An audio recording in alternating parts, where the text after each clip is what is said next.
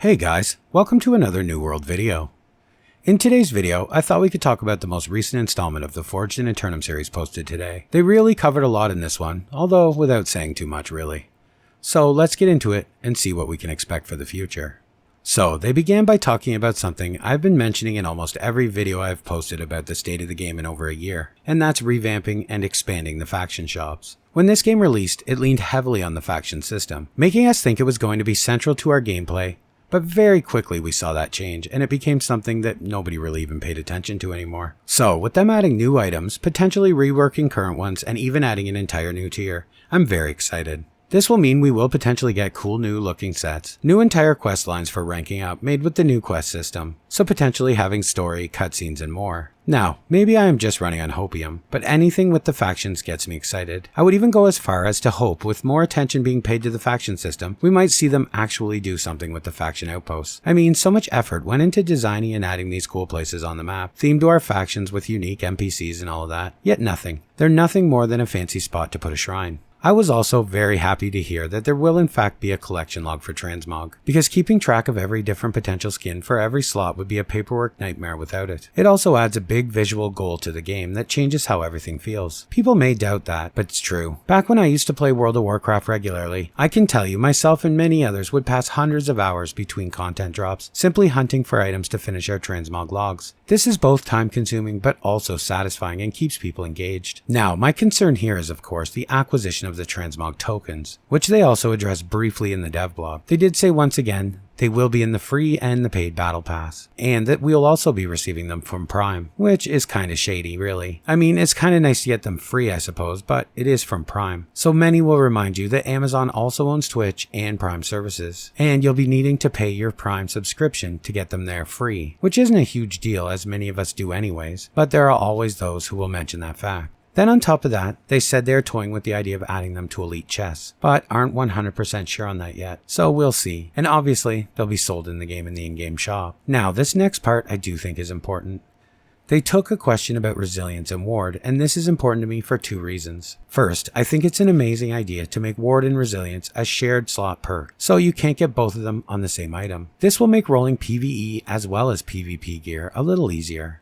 But secondly, because I still think this hints at what I've been thinking for a while, which is not popular belief. Many seem to think that they will be removing wards. I do not share that belief. They have mentioned reworking them, yes, but only a little. But they have also said they have not been and they probably won't be removing them. I don't think them removing wards is something we're going to see anytime soon, if at all. They also talked about adding direct rewards to the 3v3 arena, which in my opinion is just awesome. Instead of only getting the Azos Salt and the PvP experience, we will eventually be getting a system where we will get direct chest rewards for taking part, which is awesome and will really incentivize people actually queuing. And they also mentioned Influence version 2 changing how the world PvP system will work, and that they felt it would shake it up enough to make people actually engage with it, but they didn't really say much more. From here, they moved on to another hot topic, and this is a topic where I tend to not share the feelings of some. Some people would be happy having trophies completely removed from the game. I am not one of those people. I love the trophies. I love the utility they add to the game, and I love the effort that goes into acquiring them. However, I also do not love having to travel around to change them around all the time. This adds nothing to the game. They did mention two things they are working on potentially, and one is having trophies have a much larger utility, making the need to switch them less important, which I think is a horrible idea, and I hate. Maybe you disagree. Then they also mentioned potentially increasing or removing the trophy limit per house. This is for me the winner idea, if they can make it work. The effort to collect them and make them should be the only barrier to entry. Having no limit on how many you can have hung in your house takes nothing away from the game, other than the dick around time that it takes to switch them. Another cool and exciting thing they mentioned adding was harder music, which I know many of you have been wanting for some time. And of course it's going to come with the summer event, which of course makes sense. Although another aspect of music I really want to see one day is free play, allowing us to play our own music completely. They also talked about the 10-player group activities that will be starting with Season 2, and how they will only last the breadth of the season and not remain afterwards. They say this is due to them being tied to the seasonal storyline, and that they won't simply be removed, but instead be replaced in future seasons by another one tied to that season's storyline. However, if this becomes something that people really want and become vocal about, they are open to rethinking this model.